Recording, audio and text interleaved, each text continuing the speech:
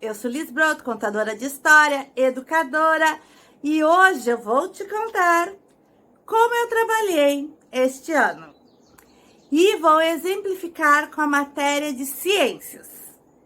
Eu trabalho com alunos da educação infantil e Fundi 1, ou seja, alunos do infantil ao 5º ano. Para não fugir à tradição, eu irei tocar o PIN e você vai se inscrever no canal Liz Broto.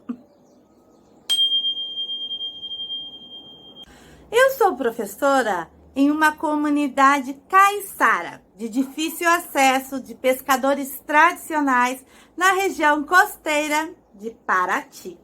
A comunidade de Ponta Negra é bem pequena e o total de crianças em faixa escolar do infantil ao 5º ano corresponde a 23 alunos, os meus alunos. No período da manhã, eu trabalho com os alunos do 2º ano ao 5º ano. E na parte da tarde, eu trabalho com educação infantil e o 1º ano. A organização curricular se faz mediante a temas. E a gente sempre prioriza o protagonismo do aluno. No início de cada tema, eu já tenho definido quais assuntos eu irei abordar do BNCC. E também faço uma apresentação para as crianças sobre aquele tema e quais serão os nossos objetivos no transcorrer daquela pesquisa. E a gente faz uma mesa redonda e as crianças vão falando o que elas já possuem de informações sobre aquele tema que nós iremos abordar. Eu faço um registro de todas as informações que as crianças dizem ter sobre aquele assunto, independente se são corretas ou não.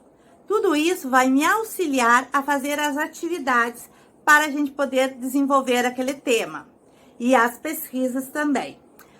Com as crianças, eu tenho que fazer atividades distintas, porque são diversas séries.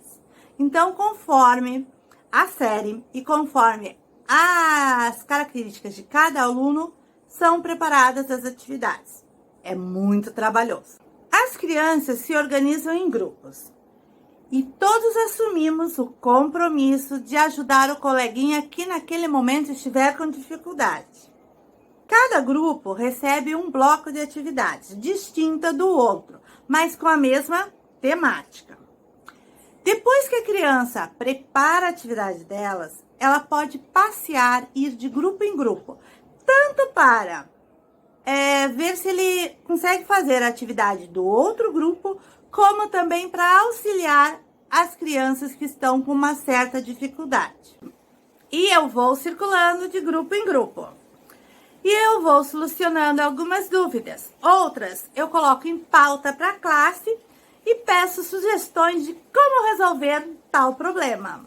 A criatividade das crianças é super interessante. Algumas vezes esse trabalho se desdobra em uma pesquisa. Sempre o tema que nós estamos estudando, pesquisando, ele perpassa por todas as matérias.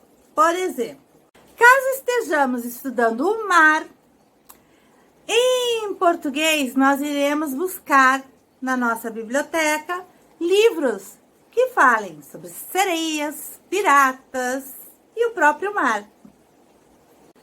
Na parte de matemática, iremos elaborar problemas que tenham lulas, siris, peixes, polvos. E em ciências estaremos estudando os animais aquáticos. Se o tema é o mar, por exemplo, nós iremos buscar entre os nossos livros quais possuem sereias, piratas, baleias, tubarões. E a gente também faz uma pesquisa na internet sobre esses animais. Depois de cerca de 2 a 3 meses estudando um determinado tema, nós nos reunimos para repassar a matéria e verificar se os objetivos que nós tínhamos tido de princípio foram atingidos, sim e não, e por quê.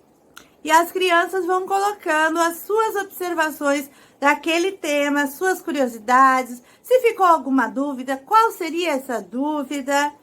E é muito interessante. A gente faz uso de um microfone de papel, que infelizmente está na escola, eu não tenho como mostrar para vocês, mas é muito legal, muito útil. Veio a pandemia, ela deu impacto na minha estratégia de trabalho, mas eu continuei trabalhando com temas. Cada educador teve que se reinventar. Foi um momento de metamorfose. Com muita criatividade, fizemos o que foi possível.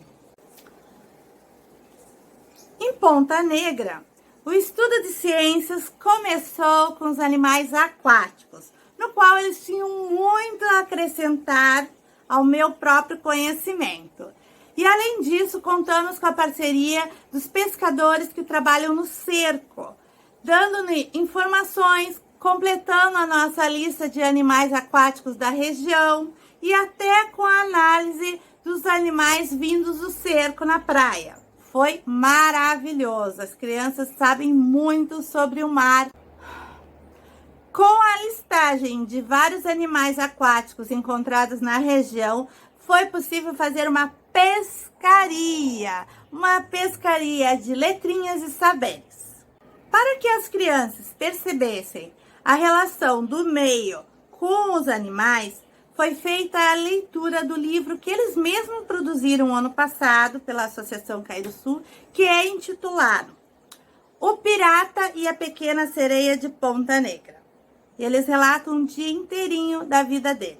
Desta forma, cada local foi feita a leitura e eles foram dizendo quais animais poderiam ser encontrados, seja em um quarto, na praia, no rio, no mar, na floresta. Isso foi muito interessante para que eles fossem acrescentando informações e adquirindo informações. Este livro chama-se O Ninho. É uma produção das crianças do infantil com a Associação Cairuçu. Isso foi feito o ano passado. Este ano, eu utilizei esse livro para que as crianças do Fundo 1, de segundo ano ao quinto ano, fossem buscar informações nos computadores e observar curiosidades de cada animal que foi pintado pelas crianças da educação infantil. Foi muito interessante. E as crianças sentaram-se em roda e foram falando as informações que tinham adquirido, como se fosse um pequeno repórter. Foi muito prazeroso, tanto para mim quanto para as crianças. A pandemia chegou e ciências continuou aplicada. Fizemos uma pesquisa de campo no quintal de casa com os pequenos animais e fomos compartilhando informações e algumas acrescentei via internet.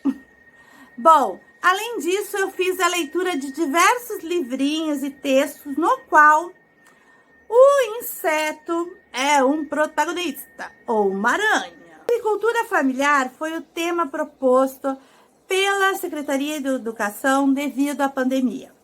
E foi fantástico, pois isso garantiu uma alimentação mais saudável para os alunos e para os seus familiares, como também resgatou uma estrutura, um vínculo muito importante da cultura caiçara. Para eu poder participar, mesmo que à distância, comecei a fazer vídeos que tivessem relação com a agricultura, como a sementinha e a cesta da Dona Maricota, o grande rabanete e assim por diante.